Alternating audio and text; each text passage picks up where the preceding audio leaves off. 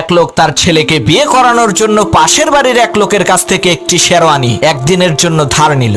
সেই বিয়ের বরযাত্রীর সাথে শেরওয়ানির মালিকও কনের বাড়িতে গেল। হঠাৎ করে কনে পক্ষের এক লোক জিজ্ঞেস করলো বর কোনটা। তখন সেই শেরওয়ানির মালিক বলল, ভাই বর হইল এইটা, আর বরের গায়ে যে সুন্দর শেরওয়ানিটি দেখছেন সেইটা কিন্তু আমার। তখন বরের বাবা সেই শেরওয়ানির মালিককে বলল, মিয়া তুমি আসলেও একটা ফাতরা মানুষ, এই কথাটা বলার কি দরকার ছিল?